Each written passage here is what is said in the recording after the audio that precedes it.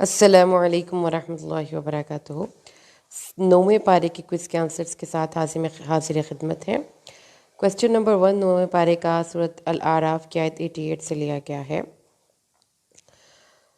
اللہ تعالیٰ نے ارشاد فرمایا، اور بولے سردار اس قوم کے سرداروں میں سے، اس قوم میں سے ان سرداروں نے کہا جو بڑے بنے ہوئے تھے، اے شعیب، ہم تجھے اور ان لوگوں کو جو تیرے ہمراہ ایمان لائے ہیں اپنی بستی سے ضرور ہی نکال دیں گے، یا ہر صورت تم ہمارے دین میں واپس آؤ گے۔ اور اس نے کہا کہ اگرچہ ہم اس بات کو ناپسند ہی کرنے والے ہوں، یعنی انہوں نے حضرت شعیب علیہ السلام کو صرف جھٹلایا ہی نہیں بلکہ نہایت بدتمیزی سے نام لے لے کر خطاب کرتے ہوئے کہا کہ تمہیں ہر صورت دو باتوں میں سے ایک کو اختیار کرنا ہوگا، یا ہم تم ہماری بستی سے نکال دیں، یا پھر تم ہماری کفر و شرک اور کرپشن کے میں ہمارا ساتھ دو۔ ہم جو لوگوں کی چیزیں لوٹتے ہیں اور ہم جو ان کے ناپ اور تول میں کمی کرتے ہیں، ہم جو پیسہ ان سے لیتے ہیں، ہمارا ساتھ دو۔ تو جو ایک ہمارے اس وقت بھی ہماری سوسائٹی کی کہانی بھی ہے کہ لوگ کرپشن کرتے ہیں، اور جو کرپشن نہیں کرنا چاہتا اور ان کے ساتھ اس غلط روش میں ہاتھ نہیں ملانا چاہتا، تو ان کے سب لوگ مل کر خلاف ہو جاتے ہیں، جو مافیاز ہیں بڑے بڑے۔ اچھا، جو اس کے بعد 107 آیت ہے، ہم نے جو اس کے درمیان میں واقعہ پڑھا ہے، اس میں دیکھیں کہ پھر اللہ تعالیٰ نے حضرت شعیب علیہ السلام کی قوم کو زلزلے سے ہلاک کر دیا، اس حال میں کہ وہ صبح ہی صبح اپنے گھر پڑے ہوئے تھے۔ اور پھر اللہ تعالیٰ نے فرمایا کہ حضرت شعیب علیہ السلام کو جو جھٹلانے والے لوگ تھے وہ گویا یوں ہو گئے کہ ان بستیوں میں کبھی آباد ہی نہیں ہوئے تھے، اور وہ لوگ جنہوں نے شعیب کو جھٹلایا وہی خسارہ یعنی نقصان اٹھانے والے ہو گئے۔ پھر حضرت شعیب نے ان سے منہ موڑ لیا اور کہا، اے میری قوم، یقیناً میں نے تمہیں اپنے رب کے پیغامات پہنچا دیے ہیں اور میں نے تمہاری خیر خواہی کی ہے، تو میں نہ ماننے والے لوگوں پر کیسے غم کروں جو لوگ اللہ کی بات کو نہیں مانتے۔ اور پھر اس کے بعد نہ ہم نے کسی بستی پر کوئی نبی نہیں بھیجا مگر اس کے رہنے والوں کو تنگی اور تکلیف کے ساتھ پکڑا تاکہ وہ گڑ گڑائیں۔ یعنی اللہ تعالیٰ کی یہ عادت ہے کہ تنگی اور تکلیف بھیجتے ہیں تاکہ انسان ایک دفعہ رک کر سوچے کہ اس نے کہاں غلط کیا ہے اور اس کو اپنی عمل کی اصلاح کا موقع مل جائے۔ پھر ہم نے ان کی بدحالی کی جگہ خوشحالی بدل کر دے دی، یہاں تک کہ وہ خوب بڑھ گئے، تو انہوں نے کہا یہ تکلیف اور خوشی تو ہمارے باپ دادا کو بھی پہنچی تھی، تو ہم نے انہیں اچانک اس حال میں پکڑ لیا کہ وہ سوچتے نہ تھے۔ یعنی یہ کہ وہی جو ہم 7ویں پارے میں بھی پڑھ کے آئے ہیں کہ خوشحالی کا عذاب پھر اللہ تعالیٰ مسلط کر دیتے ہیں، ہر چیز کی فراوانی جو وہ چاہتے ہیں ان کو ملتا ہے، ان کو مال و اولاد، دولت، جاہ و حشمت، جلال، سب کچھ مل جاتا ہے، حتیٰ کہ وہ یہ سوچنے لگتے ہیں کہ ہم نے کچھ غلط نہیں کیا، اگر ہم کچھ غلط کرتے تو پھر تو لازمی بات ہے کہ اللہ ہم سے ناراض ہوتا اور ہم سے یہ نعمتیں چھین لیتا۔ تو ہم نے انہیں اچانک اس حال میں پکڑ لیا کہ وہ سوچتے نہ تھے۔ یعنی اپنی سوچوں کی اصلاح ضروری ہے، انسان کی ترقی کے لیے اس کے اعمال کی اصلاح سے کہیں زیادہ بہتر اور ضروری ہے اس کی سوچوں کی اصلاح۔ اس کے بعد آیت نمبر ہے 107، اللہ تعالیٰ نے آیت نمبر ہے 96، اللہ تعالیٰ ارشاد فرماتے ہیں، اگر اہل قرآن یعنی بستیوں والے ایمان لے آتے اور اللہ تعالیٰ سے تقوی اختیار کرتے، احتیاط سے زندگی گزارتے، اللہ سے ڈر کر زندگی گزارتے، تو ہم ضرور ان پر آسمان اور زمین سے بہت سی برکتوں کے دروازے کھول دیتے، لیکن انہوں نے تو اس کو جھٹلایا اور ہم نے انہیں اس وجہ سے پکڑ لیا جو وہ کمایا کرتے تھے۔ حدود کی پابندی ضروری ہے، جو بھی چیز حد سے نکل جاتی ہے وہ چیز تباہ و برباد ہو جاتی ہے، تو اس لیے احتیاط کے ساتھ حد کے اندر رہنے والے لوگ پھر اللہ کی رحمتوں اور اس کی برکتوں کے سائے میں رہتے ہیں۔ اللہ تعالیٰ نے فرمایا کہ اگر وہ ان بستیوں والوں کو اگر اللہ تعالیٰ کے احکامات پر عمل کرتے اور احتیاط سے زندگی گزارتے تو ان پر برکتیں نازل ہوتیں۔ تو برکت کا کانسیپٹ کیا ہے کہ جو چیز آپ کو ملی ہے آپ اس کا بہترین فائدہ اٹھائیں۔ تو جب آپ ایک سمپل سی بات ہے، ایک موبائل فون کی ڈیوائس آپ نے اپنے ہاتھ میں پکڑی ہوئی ہے، اس وقت اس کی اس کو جو انسٹرکشن مینیو ساتھ ملا ہے، اس نے آپ کو کہا کہ موبائل کو یہ پانی میں نہیں پھینکنا، اس کو ڈائریکٹ جو ہے وہ چولہے پہ نہیں رکھنا، آپ نے ان انسٹرکشنز کو فالو کیا، یعنی آپ ان حدود کے اندر رہے، تو کیا ہوا، آپ کے موبائل کی لائف ٹائم اور بیٹری ٹائم سب بہترین چلے گا اور آپ کا موبائل کی پرفارمنس بہترین ہوگی۔ Same goes for any other gadget جو آپ اپنے گھر میں یوز کرتے ہیں، ان کی کچھ نہ کچھ لمیٹیشنز ہیں کہ جن سے اندر وہ اپنا بہترین پرفارم کریں گے، ان سے باہر نکل کر وہ کرپٹ ہو جائیں گے۔ تو اللہ تعالیٰ نے فرمایا کہ جب آپ اپنے آپ کو ان حدود کے اندر رکھتے ہیں، وہ انسٹرکشن مینیو کو فالو کرتے ہیں جو آپ کے ساتھ قرآن کی صورت میں نکلا ہے، اترا ہے، تو پھر آپ اپنے آپ سے بہترین فائدہ اٹھا سکتے ہیں۔ اس میں اتنی کوئی بات تو مشکل نہیں، ایک سمپل فلسفی ہے۔ کیا بستیوں والے بے خوف ہو گئے کہ ہمارا عذاب ان پر راتوں رات آ جائے اور وہ سوئے ہوں، اور کیا بستیوں والے بے خوف ہو گئے کہ ان پر عذاب دن چڑھے آئے اور وہ کھیل رہے ہوں، یا وہ اللہ کی تدبیر سے بے خوف ہو گئے ہیں؟ تو اللہ کی تدبیر سے وہی لوگ بے خوف ہوتے ہیں جو نقصان اٹھانے والے ہیں۔ یعنی اللہ تعالیٰ سے بے خوفی سے زندگی گزارنا، اس کا پھر الٹیمیٹ نقصان ہی انسان کو برداشت کرنا پڑتا ہے، اگرچہ کہ فوری نقصان اس کو نہ برداشت کرنا پڑے۔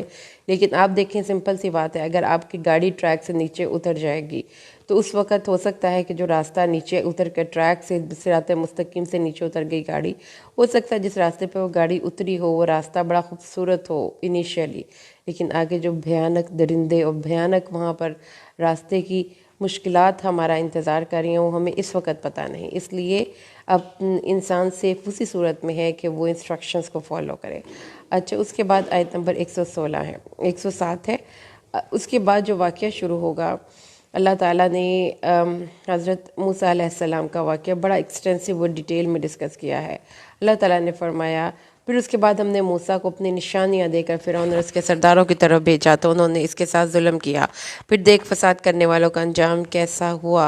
یہ چھٹا قصہ ہے جو اللہ تبارک و تعالیٰ اس صورت میں بیان کرتا ہے۔ اللہ تعالیٰ نے سب کفر کرنے والوں اور تکبر کرنے والوں کے غرور کا سر خاک میں ملا دیا اور ان کی شان و شوکت کا جنازہ نکال دیا۔ اللہ تعالیٰ نے اس کو بڑی تفصیل سے بیان فرمایا ہے، اور کیونکہ ان کی معجزہ تمام نبیوں سے مختلف بھی تھا، اور ان کی امت کی جہالت اور سرکشی تمام امتوں سے کہیں زیادہ تھی۔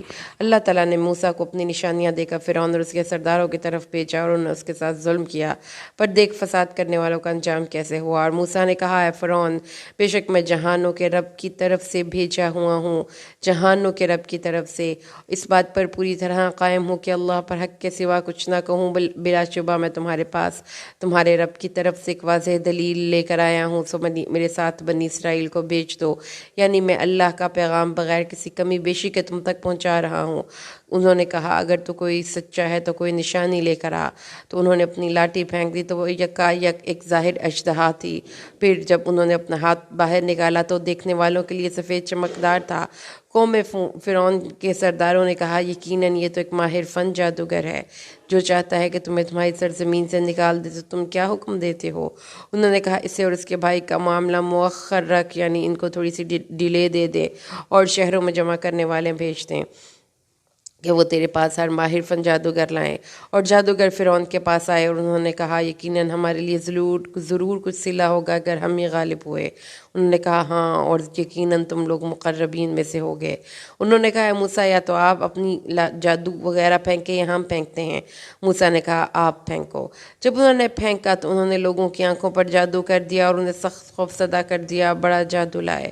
آنکھوں پر نظر بندی کر دی تو جادو سے نظر بندی ہو جاتی ہے، یہ قرآن کہتا ہے۔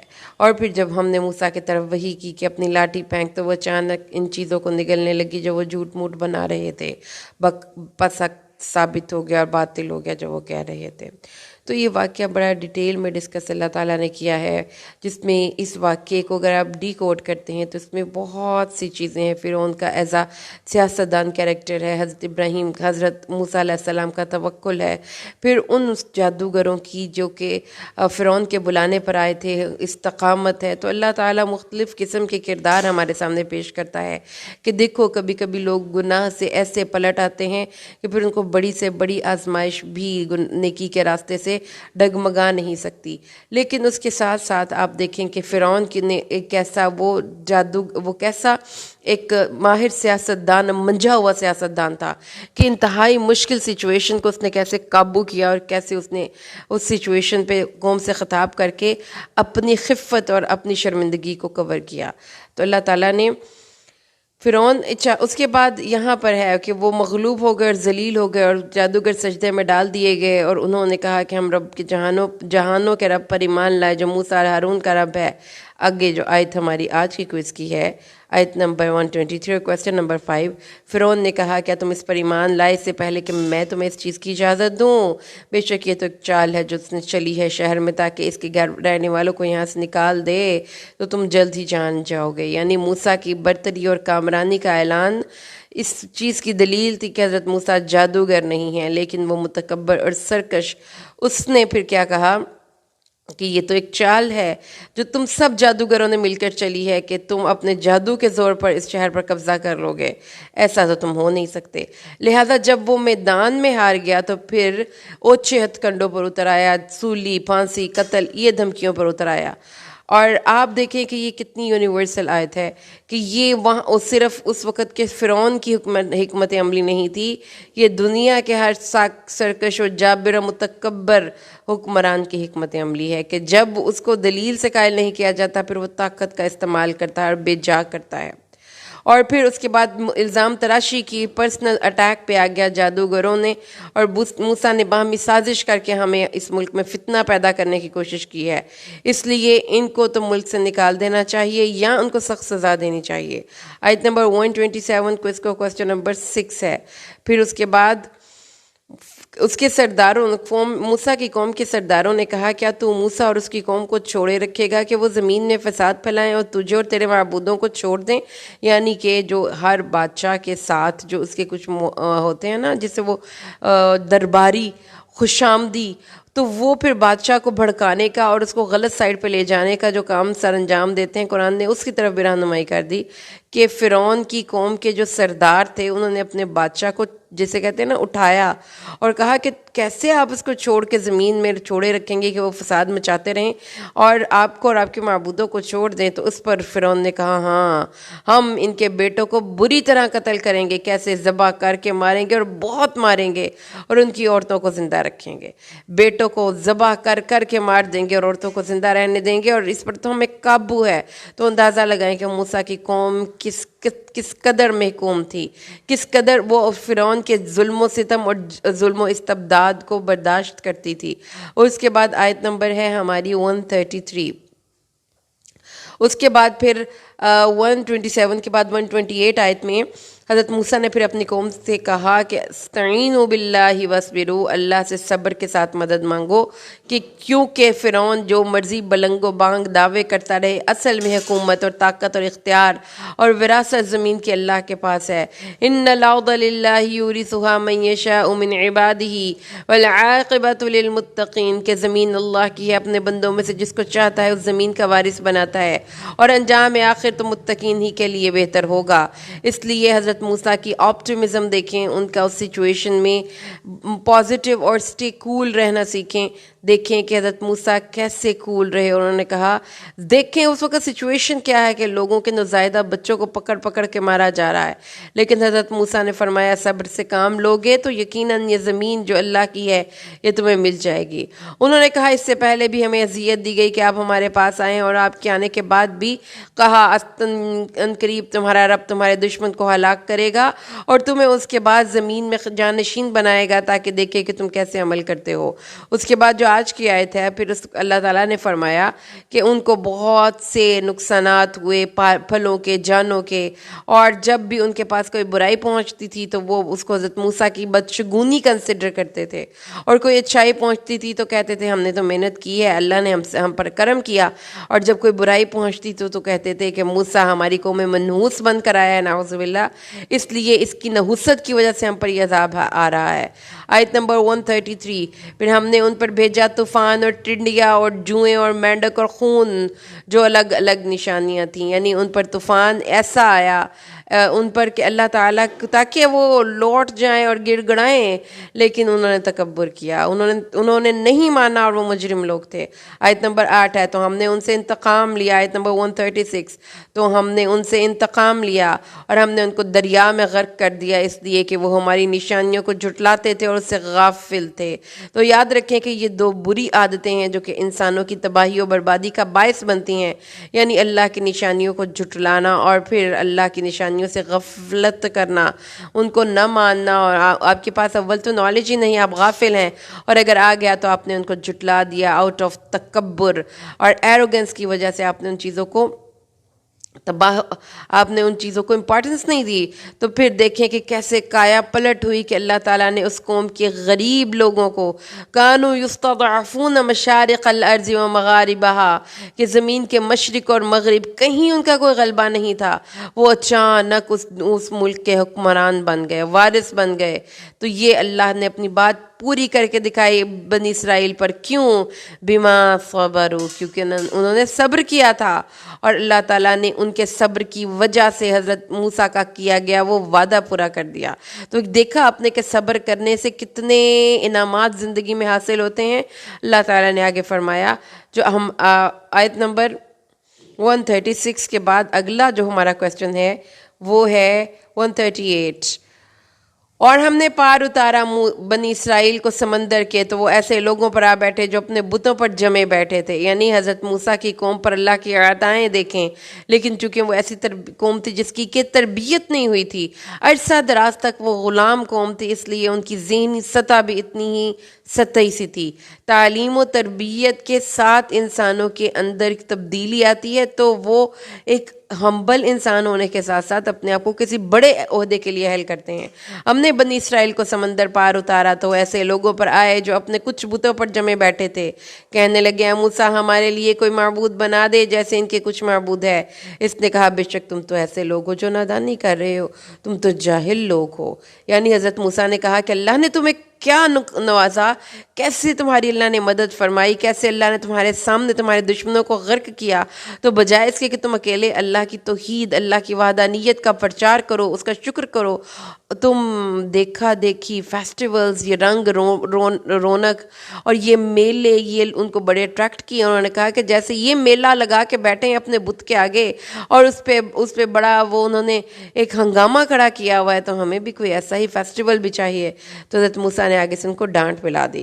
آگے دیکھیے، آیت نمبر ہے 142 اور کویسچن نمبر ہے 10. اس کے بعد انہوں نے کہا، اور ہم نے موسیٰ سے وعدہ لیا 40 راتوں کا، اور پھر ہم نے 40 راتوں کے بعد 10 راتوں کے ساتھ اس کو پورا کر دیا. یعنی 40 دن رات کے لیے حضرت موسیٰ ٹریننگ کورس پر چلے گئے ہیں اللہ کے پاس. تو اس کے رب کی مقرر کی ہوئی مدت 40 راتیں پوری ہو گئی، اور موسیٰ نے اپنے بھائی ہارون سے کہا، میرے بعد میری قوم کا جانشینی میں پیچھے رہ جانے والوں میں جو رہ جاتے ہیں، جو نصیحت حضرت موسیٰ نے اپنے بھائی ہارون کو کی، وہ نصیحت سب کے لیے ہے کہ میرے بعد میرے جانشینی کرتے وقت معاملات کو درست کرنا اور معاملات کو خراب نہ کرنا، اصلاح کرنا اور مفسدوں کے رستے پر نہ چلنا. انہوں نے بڑی ایک مختصر اور بڑی جامع نصیحت کی اپنے بھائی کو. یہ نہیں کہا کہ ایسے کر لینا ویسے کر لینا، انہوں نے کہنا کہ اٹس اپ ٹو یو، تمہاری اپنی چوائس ہے، لیکن الٹیمیٹ اینڈ کیا ہونا چاہیے کہ چیزیں بگاڑ کا شکار نہ ہو، چیزیں درست ہو جائیں، اصلاح ہو جائیں.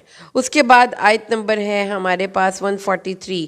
جب موسیٰ ہمارے پاس ہماری ملاقات کے وقت آئے تو اس کے رب نے اس سے کلام کیا، تو اس نے کہا، اے میرے رب مجھے دکھا کہ میں تیرا جلوہ دیکھوں. انہوں نے کہا، تو ہرگز مجھے نہ دیکھے گا، لیکن اس پہاڑ کی طرف دیکھ، سو اگر وہ اپنی جگہ پر برقرار رہا تو عین قریب تو مجھے دیکھ لے گا. تو جب اس کا رب پہاڑ پر ظاہر ہو گیا تو اس نے اسے ریزہ کر دیا، اور موسیٰ بے ہوش ہو کر گر پڑے. پھر جب اسے ہوش آیا تو اس نے کہا، تو پاک ہے، میں نے تیری طرف توبہ کی اور میں ایمان لانے والوں میں سب سے پہلا ہوں.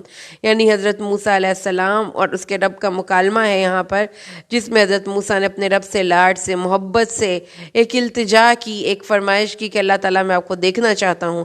لیکن جب اللہ کا ظہور ہوا، ایک بالکل مختصر سا اللہ تعالیٰ نے پہاڑ پر اپنی تجلی ڈالی، تو اللہ کے انوار ربانی کے تجلیات کا اتنا سا بھی اکثر پر تو وہ پہاڑ برداشت نہ کر سکا اور وہ ریزہ ہو گیا. جس پر حضرت موسیٰ علیہ السلام کو یہ سمجھ آ گئی کہ اس دنیا میں رہتے ہوئے اس فانی وجود کے ساتھ ہم اللہ کی ذات کو دیکھ نہیں سکتے.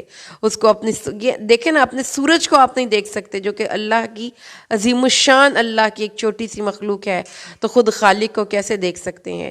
تو اس لیے آگے چلیں. آیت نمبر ہے 12 اور کویسچن نمبر 12 ہے، اور ہمارے پاس آیت ہے 146. پھر اس کے بعد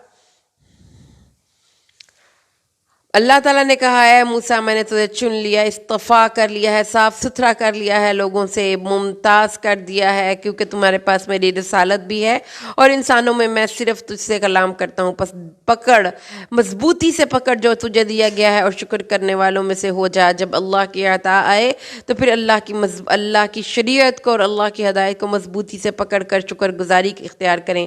یعنی جو نعمت اللہ نے آپ کو دی ہے اس کو اللہ ہی کے حکم کے مطابق خرچ کریں اور اس کو ضائع ہونے سے بچائیں. وَكَتَبْنَا لَهُ فِي الْأَلْوَاحِ مِنْ كُلِّ شَيْءٍ مَوْعِظَةً وَتَفْصِيلًا لِكُلِّ شَيْءٍ فَخُذْهَا بِقُوَّةٍ وَأْمُرْ قَوْمَكَ يَأْخُذُوا بِأَحْسَنِهَا سَأُرِيكُمْ دَارَ الْفَاسِقِينَ. اور ہم نے اس کے لیے تختیوں میں ہر چیز کے بارے میں نصیحت اور ہر چیز کی تفصیل لکھ دی.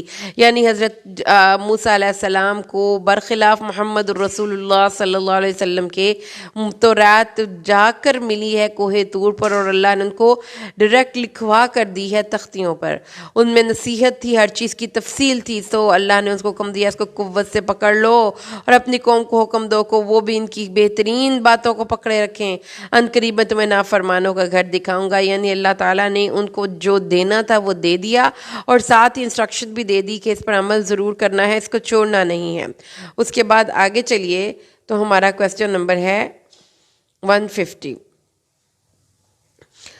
150 میں ہوا یہ تھا کہ حضرت موسیٰ علیہ السلام کی وَاتَّخَذَ قَوْمُ مُوسَىٰ 148 میں اس کا کویسچن سٹارٹ ہوتا ہے. اور موسیٰ کی قوم نے اس کے بعد اپنے زیوروں سے ایک بچڑا بنا لیا جو ایک جسم تھا جس میں گائے کی آواز آتی تھی. کیا انہوں نے یہ نہ دیکھا کہ بے شک وہ نہ ان سے بات کرتا ہے نہ انہیں کوئی راستہ بتاتا ہے؟ انہوں نے اس کو پکڑا اور وہ ظالم تھے. یہی قصہ سورۃ طٰہٰ میں بھی بیان ہوگا. یہ مِنْ حُلِّیِّهِمْ یعنی ان کے اپنے زیور تھے. یہ زیورات بنی اسرائیل کے اپنے تھے، اور انہوں نے اپنے زیورات کو پگھلا کر ایک بچڑے جیسی شکل بنائی، اور پھر اس کے بعد اس بچڑے سے ایک آواز سے نکلتی تھی جس سے وہ بڑا خوش ہوتے تھے کہ یہ ہمارا معبود بن کر تیار ہو گیا ہے اور ہم نے اس کو سونے سے بنایا ہے. انہوں نے نہ دیکھا کہ وہ ان سے کوئی گفتگو نہیں کرتا، ایک آواز کا نکلنا اور ایک کمیونیکیٹ کرنا.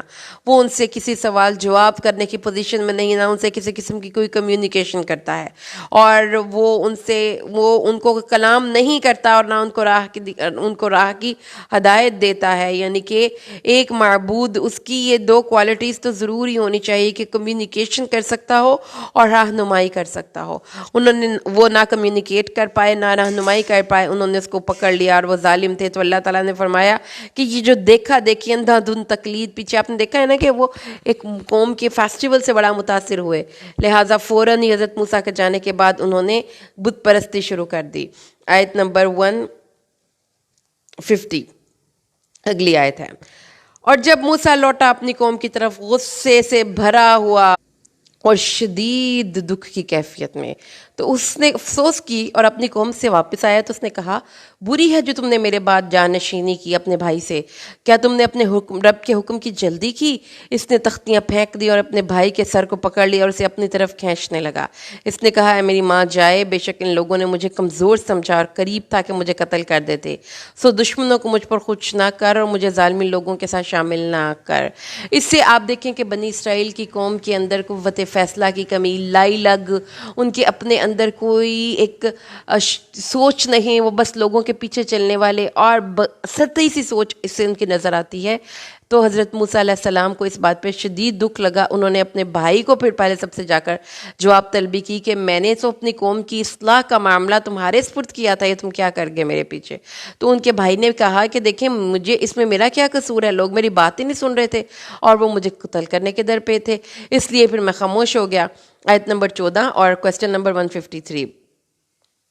اللہ تعالیٰ نے فرمایا کہ جن لوگوں نے بچڑے کو معبود بنایا ان قریب ان کے رب کی طرف سے بڑا غضب پہنچے گا اور بڑی رسوائی دنیا کی زندگی میں، اور ہم جھوٹ بولنے والے کو یوں ہی بدلہ دیا کرتے ہیں.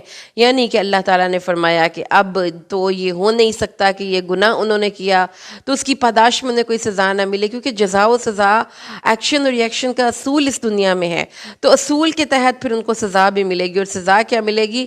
اللہ تعالیٰ نے فرمایا ان پر اللہ کا غضب نازل ہوگا اور اللہ تعالیٰ کی طرف سے ان کی رحمت سے دوری ہوگی اور ذلت ہوگی.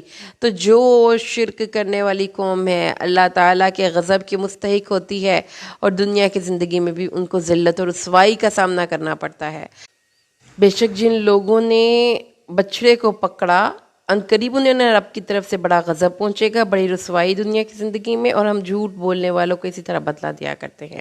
اور جن لوگوں نے برے اعمال کیے پھر ان کے بعد توبہ کر لی اور ایمان لے آئے، بے شک تیرا رب ان کے بعد ضرور بے حد بخشنے والا، نہایت رحم کرنے والا ہے۔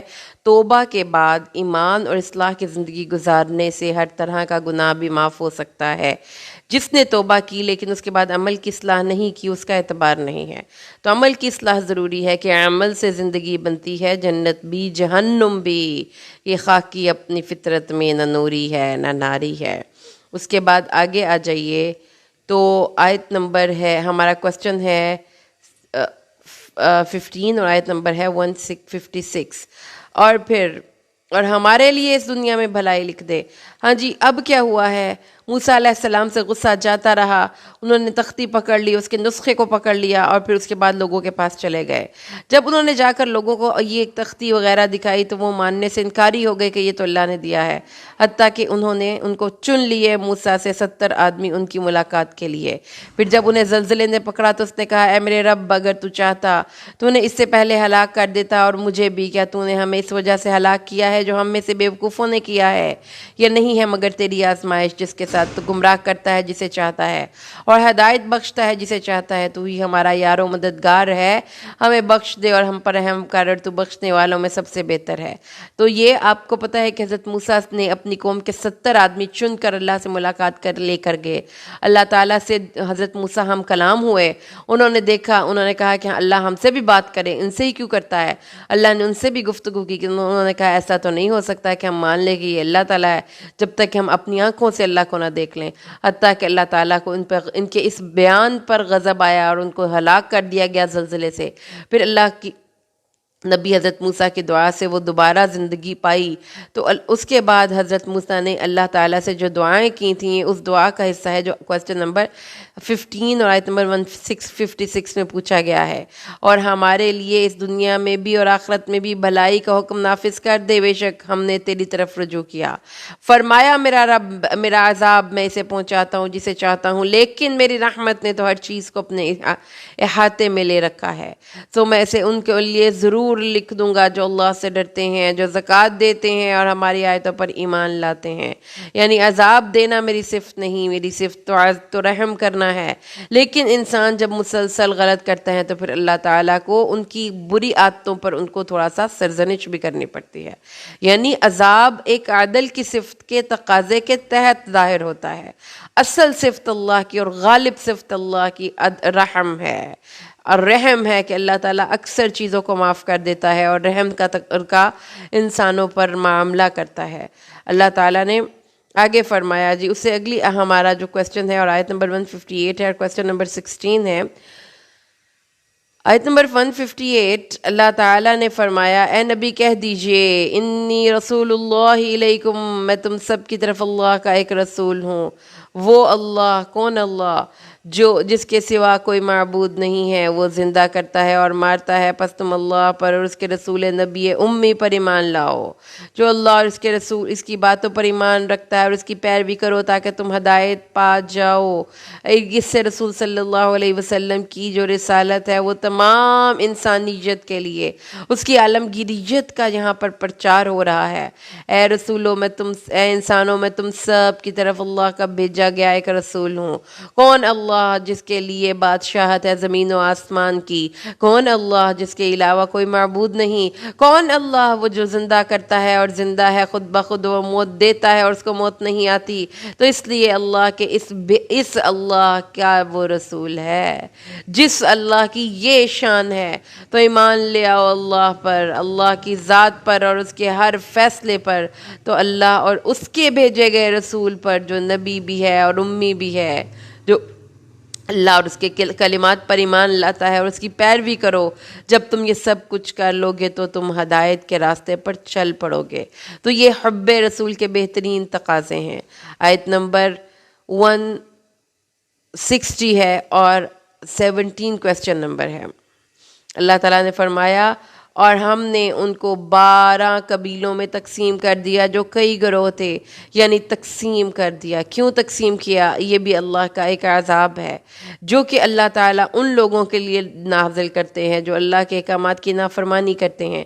ہم نے ان کو 12 فرقوں، 12 قبیلوں میں تقسیم کر دیا جو کئی گروہ تھے، اور ہم نے موسیٰ کی طرف وحی کی جب اس کی قوم نے اس سے پانی مانگا کہ اپنی لاٹھی اس پتھر پر مار، تو اس میں سے 12 چشمے پھوٹ بہے۔ بلا شبہ سب لوگوں نے اپنے پانی پینے کی جگہ معلوم کر لی، اور ہم نے ان پر بادل کا سایہ کیا، اور ہم نے ان پر من اور سلوہ اتارا۔ کھاؤ ان پاک چیزوں میں سے جو ہم نے تمہیں عطا کی، اور انہوں نے ہم پر ظلم نہیں کیا تھا لیکن وہ اپنے آپ پہ ہی ظلم کرتے تھے۔ تو سمجھ لیں کہ اللہ تعالیٰ نے ان کو کتنے انعامات سے نوازا۔ سب سے پہلے ان کی آنکھوں کے سامنے ان کے دشمن کو غرق کیا، پھر جب وہ میدان میں اترے، وادی میں، وادی یتیم میں، تو وہاں پر ان کو پانی نہیں تھا، اللہ نے ان کو پانی دیا۔ ان کے سروں پہ سائبان نہیں تھا، اللہ نے ان کو سروں پہ سائبان دیا۔ ان کے کھانے کے لیے کھانا نہیں تھا، اللہ نے ان کو من اور سلوہ دیا۔ اور یہ سب کچھ دینے کے بعد اللہ نے کہا کہ ہماری پاکیزہ چیزوں سے کھاؤ، لیکن اس کے باوجود وہ ظلم کرتے رہے۔ یہ یاد رکھیے کہ یہ اللہ تعالیٰ کو سخت ناپسند ہے۔ برائی اور اس کے اوپر ڈھٹائی، یہ چیزیں اللہ کو نہیں پسند۔ آیت نمبر 164 سے ایک اور مضمون ہے، اور آیت نمبر 163 سے مضمون شروع ہوتا ہے، اور ان پر اس بستی کے بارے کا قصہ بیان کیجئے جو سمندر کے کنارے پہ تھی، جب وہ ہفتے کے دن حد سے تجاوز کرتے تھے، جب ان کی مچھلیاں ان کے ہفتے کے دن سر اٹھائی ہوئی ان کے پاس آتی تھیں، اور جس دن ان کا ہفتہ نہ ہوتا وہ نہ آتی۔ اس طرح ہم ان کی آزمائش کرتے جس کی وجہ سے وہ نافرمانی کرتے تھے۔ اور جب ان کی وَإِذْ قَالَتْ أُمَّةٌ، اور جب ایک گروہ نے ان میں سے کہا تم ایسے لوگوں کو کیوں نصیحت کرتے ہو جنہیں اللہ ہلاک کرنے والا ہے یا انہیں عذاب دینے والا ہے، بہت سخت عذاب۔ انہوں نے کہا تمہارے رب کے سامنے عذر کرنے کے لیے اور اس لیے کہ شاید وہ ڈر جائیں، اور جب اس بات کو بھول گئے جس کی انہیں نصیحت کی گئی تھی، تو ہم نے ان لوگوں کو بچا لیا جو برائی سے منع کرتے تھے، اور ان کو سخت عذاب نے پکڑ لیا جنہوں نے ظلم کیا اس وجہ سے کہ وہ نافرمانی کرتے تھے۔ اور جب وہ اس بات میں حد سے بڑھ گئے جس پہ انہیں منع کیا گیا تھا، تو ہم نے کہا کہ ذلیل بندر ہو جاؤ۔ سمجھ میں آ گئی کہ امر بالمعروف و نہی عن المنکر کتنا اہم کام ہے، کہ اللہ تعالیٰ نے 3 گروہوں میں اس قوم میں 3 گروہ بن گئے۔ ایک وہ جو مچھلیاں پکڑتے بھی نہیں تھے لیکن منع بھی نہیں کرتے تھے، دوسرا وہ گروہ جو مچھلیاں نہیں پکڑتا تھا لیکن اپنی ذمہ داری سے امر بالمعروف و نہی عن المنکر کرتا تھا۔ تو اللہ تعالیٰ نے ان کو، جو کہ اس ہیلہ سازی کے ذریعے اللہ تعالیٰ کی شریعت کو تبدیل کرتے تھے، ان کے چہروں کو مسخ کر دیا اور وہ ذلیل بندر ہو گئے۔ اللہم لا تجعلنا منہم برحمتک۔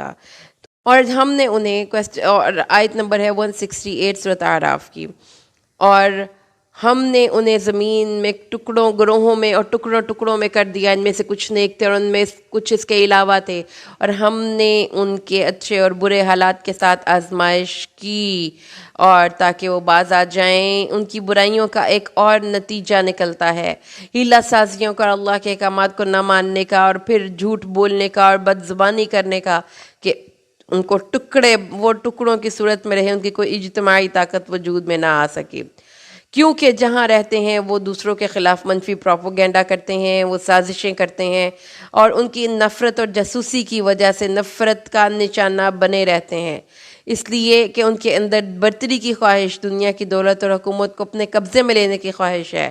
اس لیے اللہ تعالیٰ نے فرمایا کہ یہ ٹکڑوں میں ہی بٹے رہیں گے، اور ان کو کبھی بھی اللہ تعالیٰ ایک وحدانیت کے تحت انڈر نہیں کرے گا۔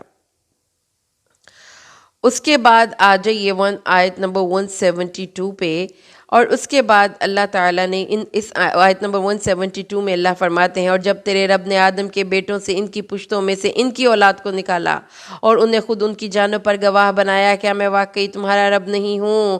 انہوں نے کہا کیوں نہیں، ہم نے شہادت دی، ایسا نہ ہو کہ تم قیامت کے دن کہو بے شک ہم اس سے غافل کی تفصیل سنیے۔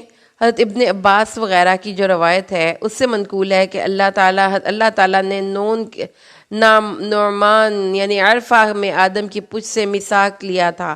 ان کی پشت سے تمام اولاد جو اللہ نے پیدا کرنی تھی نکال لی اور ان کے سامنے بکھیر دی. پھر ان سے آمنے سامنے بات کی. فرمایا الستُ بربکم، کیا میں واقعی تمہارا رب نہیں ہوں؟ وہ سب یک زبان ہو کر بولے کیوں نہیں، بلا ہم نے شہادت دی. اللہ نے آگے سے ان سے مکالمہ کیا ایسا نہ ہو قیامت کے دن کہو کہ ہم اس سے غافل تھے.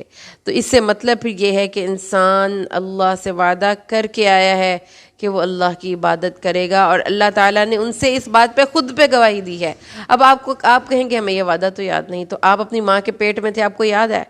آپ کو نہیں نا یاد کہ آپ اپنی ماں کے پیٹ میں تھے، لیکن آپ کی ماں نے آپ کو بتایا کہ آپ کا ایک پیدائش ہوئی ہے میرے بدن سے. آپ کو آپ کے بابا نے، آپ کے پاپا نے، آپ کے رشتہ داروں نے بتایا ہے کہ آپ چھوٹے ہوتے یہ کرتے تھے، حالانکہ آپ کی میموری کام نہیں کرتی کہ میں اپنی ماں کے پیٹ میں کیسے تھا.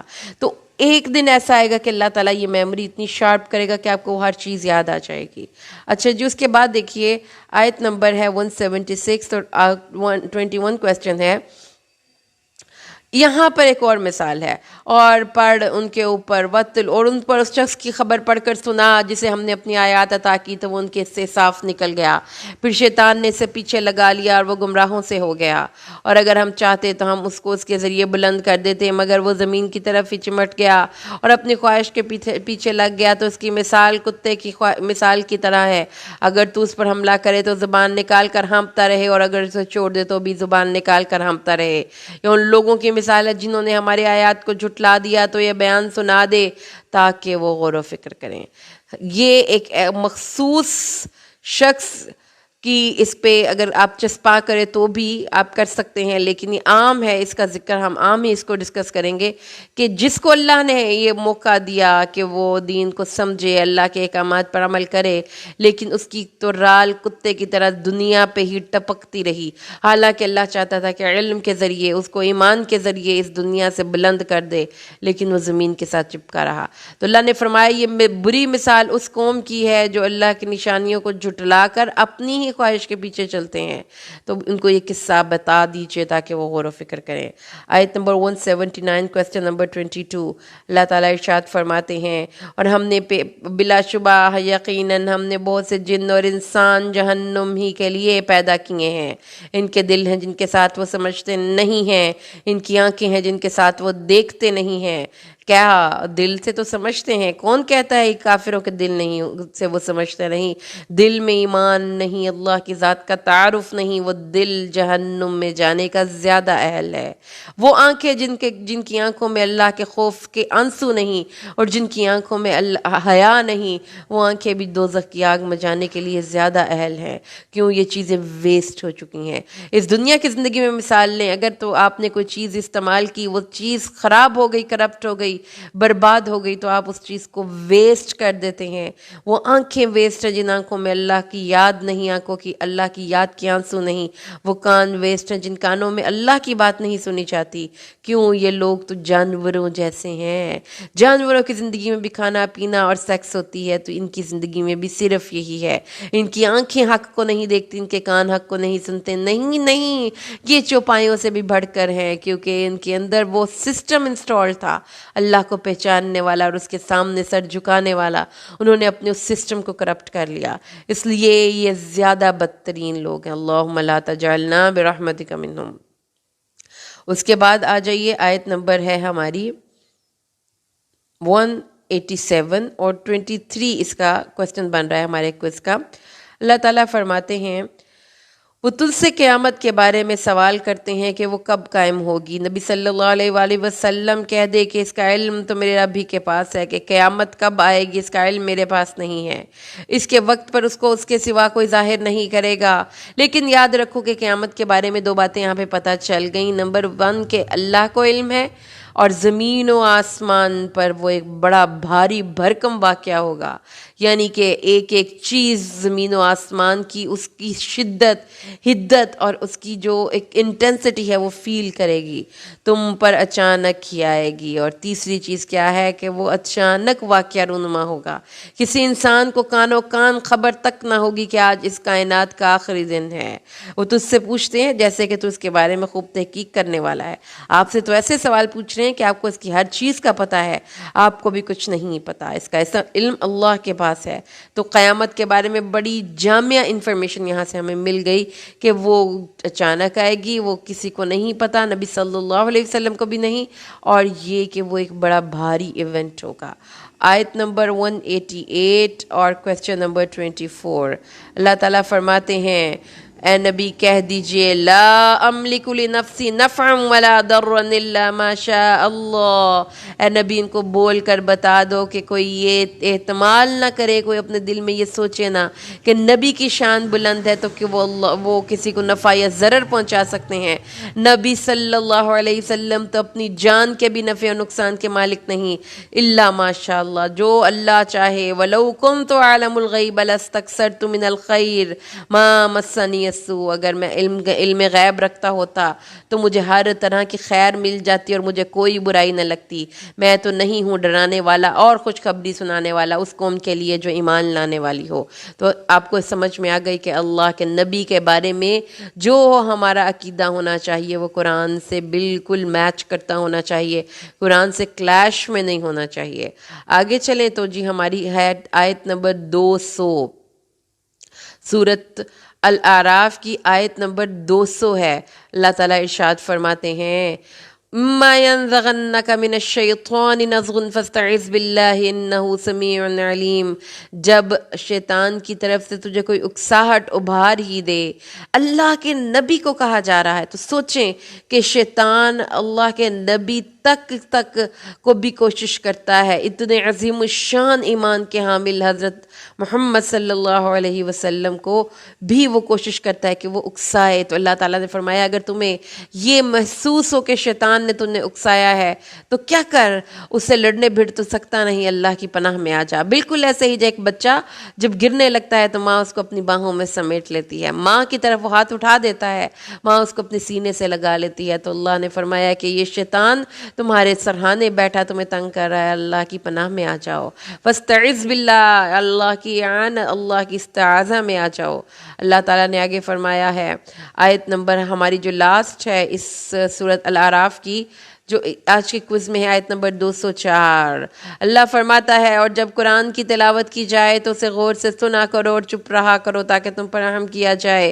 تو قرآن کو پڑھنے کے ساتھ ساتھ سننے کی طرف بھی ترغیب قرآن دلاتا ہے کہ سنو تاکہ تمہارے دلوں کی دنیا بدلے، سنو کہ تمہارے دلوں کے زنگ اتریں، اور سنو تو نہایت کان لگا کر اور پورے غور و فکر کر کے سنو تاکہ تم اس قرآن کی برکت کی تلاوت کی برکت سے تمہارے اندر، تمہارے گھروں میں رحم داخل ہو جائے، اللہ کی رحمتیں اور برکتیں داخل ہو جائیں. سورۃ الانفال آیت نمبر 2. انفال نفل سے لفظ نکلتا ہے جس کا مطلب ہوتا ہے زائد، یعنی مسلمانوں کو جو میدان جنگ میں ملتا تھا وہ ان کی محنت اور کوشش سے زائد تھا، تو اس لیے ان کو نفل یا انفال کہا جاتا ہے. سورۃ انفال مال غنیمت آیت نمبر 2 جو آج کے ہمارے کویسچن میں انکلوڈ ہے، اور ہمارا کوئز کا کویسچن نمبر بن رہا ہے 27. انما المؤمنون الذين اذا ذكر الله وجلت قلوبهم واذا تليت عليهم آياته زادتهم ايمانا وعلى ربهم يتوكلون الذين يقيمون الصلاة ومما رزقناهم ينفقون أولئك هم المؤمنون حقا لهم درجات عند ربهم ومغفرة ورزق کریم. مومنوں کی صفات یاد نوٹ کرتے جائیے. مومن صادق تو وہ ہیں جب اللہ کا ذکر کیا جاتا ہے، جب اللہ کا ذکر کیا جاتا ہے تو ان کے دل ڈر جاتے ہیں، اور جب اللہ کی آیات ان پر تلاوت کی جاتی ہیں تو ان کا ایمان بڑھ جاتا ہے، اور وہ اپنے رب پر بھروسہ رکھتے ہیں جو نماز قائم کرتے ہیں، نماز کو پوری شرطوں کے ساتھ، پورے اوقات کے ساتھ، پورے التزام کے ساتھ ادا کرتے ہیں، اور اس سے جو ہم نے ان کو رزق دیا ہے وہ خرچ کرتے ہیں. یہی مومن صادق ہیں، یہی مومن صادق ہیں. اللہم اجعلنا برحمتک منہم لہم درجات عند ربہم ومغفرۃ ورزق کریم. اللہ کی طرف سے درجے بھی ہیں، مغفرت بھی ہے، اور بڑی عزت والی روزی ہے. اللہ نے یہ بشارت سنا دی. اس کے بعد جی اگلا ہمارا کویسچن ہے کوئز کا. کویسچن نمبر ہمارا ہے 29 کویسچن نمبر ہے، یہ ہے جب وہ تم پر اونگ طاری کر رہا تھا ہاں جی، یہاں پر غزوہ بدر کا ذکر ہے. غزوہ بدر کی مختصر سی، بالکل مختصر سی کا بیک گراؤنڈ جان لیجئے کہ مختصر واقعہ یہ ہے کہ سن 2 ہجری میں نبی صلی اللہ علیہ وسلم کو اطلاع ملی کفار قریش کا ایک بہت بڑا تجارتی قافلہ ابو سفیان کی سرکردگی میں شام سے مکہ جا رہا ہے اور مدینہ کے قریب کے راستے پر پہنچ چکا ہے. آپ مسلمانوں کی مختصر سی جمعیت جو 300 سے کچھ اوپر تھی لے کر قافلے کے تعاقب میں نکل کھڑے ہوئے. ابو سفیان کو آپ کے نکلنے کی اطلاع ہو گئی تو اس نے تیز رفتار سوار کے ذریعے مکہ اطلاع بھیج دی اور خود احتیاطاً اصل راستہ چھوڑ کر اور راستے کا انتخاب کرتے ہوئے مکہ کی طرف رجوع کیا. مکہ میں جب یہ خبر پہنچی تو ابو جہل ایک بہت بڑا مسلح لشکر لے کر قافلے کی حفاظت کے لیے آ گیا. آ کر بدر میں ڈیرے ڈال دیے. نبی صلی اللہ علیہ وسلم کو اطلاع ہوئی تو آپ نے مسلمانوں کے سامنے ساری صورتحال رکھ دی کہ ایک طرف تجارتی قافلہ ہے اور دوسری طرف قریش کا لشکر ہے. اللہ کا وعدہ ہے کہ تم دونوں میں سے ایک لشکر کے ساتھ ضرور تمہارا آمنا سامنا ہوگا. اس پر بعض صحابہ کو تردد ہوا. وہ چاہتے تھے کہ لشکر کی بجائے قافلے کا تعاقب کیا جائے کیونکہ اس میں لڑائی کا چانس بھی کم تھا اور اس میں مال غنیمت بھی بہت زیادہ مل جانا تھا. اس وقت ابو بکر، عمر، سعد بن معاذ، مقداد نے اطاعت کی تقریریں کی. مقداد نے کہا آپ ہمیں موسیٰ کے ساتھیوں جیسا نہیں پائیں گے جنہوں نے کہا کہ جا تو اور تیرا رب لڑو، ہم تو یہیں بیٹھے ہیں. تب آپ بدر کی طرف روانہ ہوئے اور اس وقت بعض صحابہ نے لشکر سے نہ لڑنے کا مشورہ دیا تھا. اسے یجادلون کا سے تعبیر کیا گیا ہے کہ انما یساقون الی الموت. وہ یہ سمجھتے تھے کہ اتنے بڑے لشکر سے جنگ کرنا گویا کہ اپنے آپ کو خود موت کے منہ میں دھکیلنا ہے. تو یہ سارا وہ سین تھا. اس کے بعد جب وہ تم پر اونگ طاری کر رہا تھا، ہمارا کوسچن ہے آگے، جب وہ تم پر اونگ طاری کر رہا تھا، سورۃ الفار آیت نمبر 11، اپنی طرف سے خوف دور کرنے کے لیے اور تم پر آسمان سے پانی نازل کر رہا تھا تاکہ اس کے ساتھ تمہیں پاک کر دے اور تم سے شیطان کی گندگی دور کر دے تاکہ تمہارے دلوں پر مضبوط گرہ باندھے اور اس کے ساتھ ہی تمہارے قدموں کو جما دے. جنگ بدر میں فرشتوں کے ساتھ مدد کے علاوہ یہ دوسری مدد تھی، یعنی کہ یہ اونگ 2 طرح سے آئی. ایک تو یہ کہ جس رات کو صبح لڑائی ہونے والی تھی صحابہ کرام خوب سوئے حالانکہ دشمن کی نیندیں اڑ چکی تھیں. اللہ تعالیٰ نے مسلمانوں پر نیند بھیجی اور وہ صبح تازہ دم ہو کر اٹھے. اس کے علاوہ اللہ تعالیٰ نے آگے فرمایا ہے تاکہ اللہ تعالیٰ تمہارے دلوں کو جما دے. اس کا فائدہ یہ ہوا اور بارش ہو گئی تو اللہ تعالیٰ نے ان کی طرف کی زمین کو بھی سخت کر دیا اور شیطان کی گندگی مسلمانوں کے دلوں سے نکال دی. اس کے بعد اللہ تعالیٰ نے آیت نمبر 28 میں جو کوئی اس دن ان سے اپنی پیٹھ پھیرے، آیت نمبر ہماری ہے 16 اور کوسچن نمبر ہے 28، اور جو اس دن اپنی پیٹھ پھیرے سوائے اس کے جو لڑائی اس کے لیے پینترا بدلنے والا ہو یا کسی جماعت کی طرف جگہ لینے والا ہو تو یقیناً وہ اللہ کے غضب کے ساتھ لوٹا اور اس کا ٹھکانہ جہنم ہے، وہ لوٹنے کی بہت بری جگہ ہے. یعنی پھر جب قیامت، یعنی جب آپ میدان جنگ میں گئے ہیں تو پھر پیٹھ نہیں پھیرنی، دلیری سے لڑنا ہے. ٹھیک ہے، اللہ تعالیٰ نے یہ بات یہاں پہ بھی سمجھائی. اس کے بعد 29 ہمارا کوسچن ہے اور آیت نمبر 20 بن رہی ہے. یہاں پر اللہ تعالیٰ نے ارشاد فرمایا اے مومنو اللہ اور اس کے رسول کی اطاعت کرو اور اس سے منہ نہ پھیرو اگر اور تم سنتے ہو، سن چکے ہو، سن رہے ہو، سنتے رہے ہو. تو جب تمہارے کانوں میں اللہ کے رسول کا کوئی کمانڈ، کوئی حکم پڑے تو اس کی اطاعت کرتے ہی رہو اور ان لوگوں کی طرح نہ ہو جاؤ جنہوں نے کہا ہم نے سنا اور وہ سنتے نہیں ہیں. بے شک سب سے بدترین مخلوق اللہ کے نزدیک وہ سم البکم، وہ بہرے اور گونگے ہیں جو سمجھتے نہیں، کان اور آنکھوں کو ہوتے ہوتے ان کا غلط استعمال کرتے ہیں. تو یہ دابا یعنی کہ 4 پائے، یہ جانور، یہ کھوتے نہیں، جسے کہتے ہیں ہم اپنی زبان میں کہتے ہیں کہ تم تو کھوتے ہو.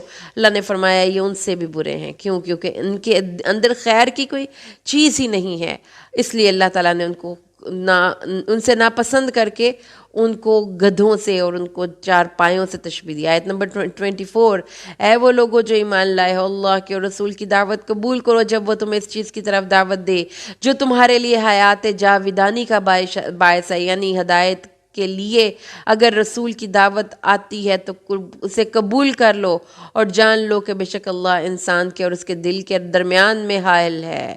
یاد رکھو کہ اللہ انسان کے اور اس کے دل میں حائل ہے، اس لیے اپنے دل کی مضبوطی کی بھی اللہ سے دعا کرنی چاہیے اور یہ کہ تم اسی کی طرف لوٹ کر جاؤ گے۔ تو اللہ تعالیٰ کے نبی کی پکار پر لبیک کہنا چاہیے، کیونکہ اس کا فائدہ آپ کو خود ہے۔ اللہ تعالیٰ اس کے ذریعے آپ کے دلوں کی مردہ زمین کو تبدیل کر دیتا ہے۔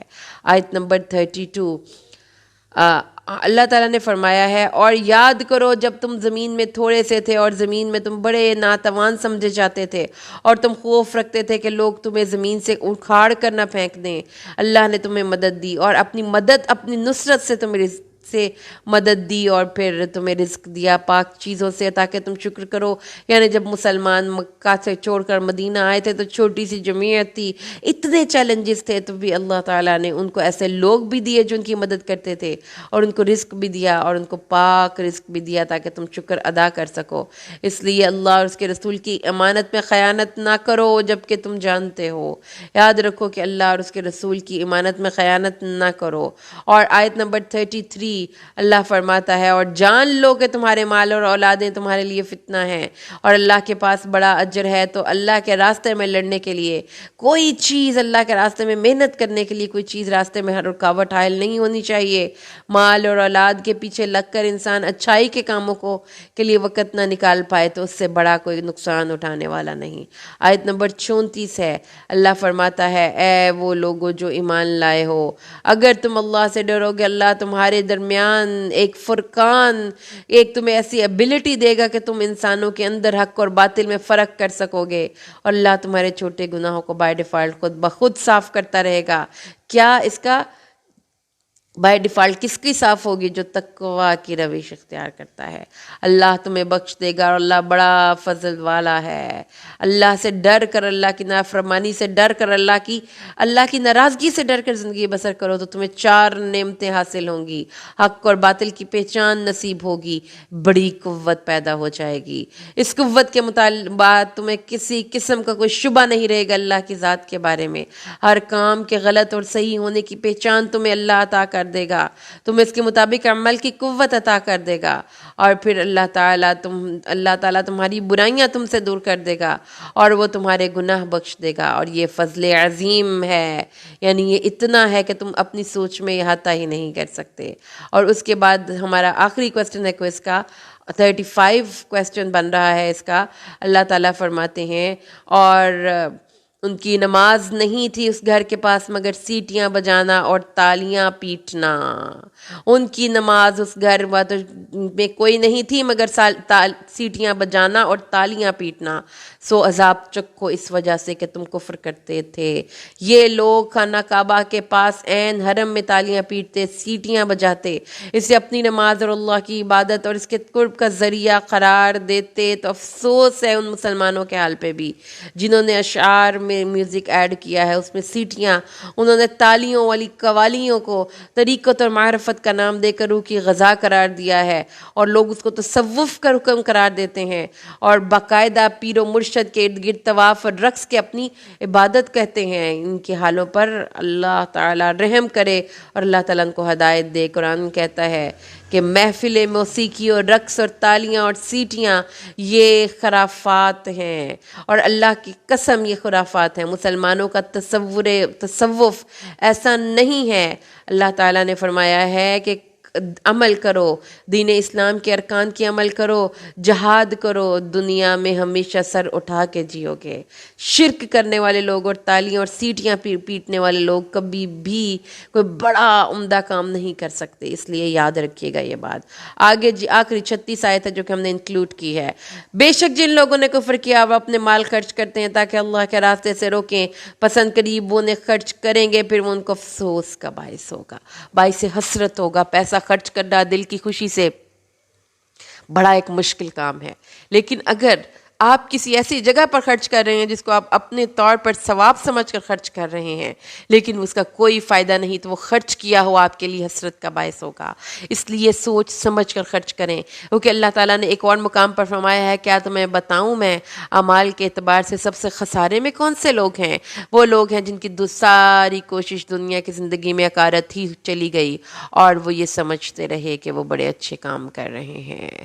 اور سورۃ انفال کا آج کے لیسن، آج کے اس پارے کا آخری آیت، ان تولوا فاعلموا ان اللہ مولاکم نعم المولا ونعم النصیر، اگر کافر تم سے منہ موڑ لیں تو پھر تمہارا ساتھی، دوست، مددگار، مولا و ملجا، ماوا سب اللہ ہے۔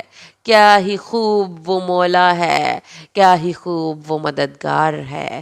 الحمدللہ ہمارا 9واں پارہ مکمل ہوا۔ اللہ سے دعا ہے اللہ قرآن کو صحیح معنوں میں سمجھ کر عمل کرنا ہمارے لیے آسان کر دے، آمین۔ بارک اللہ لی ولکم فی القرآن الحکیم ونفعنی وإیاکم بالآیات والذکر الحکیم۔ السلام علیکم ورحمۃ اللہ وبرکاتہ۔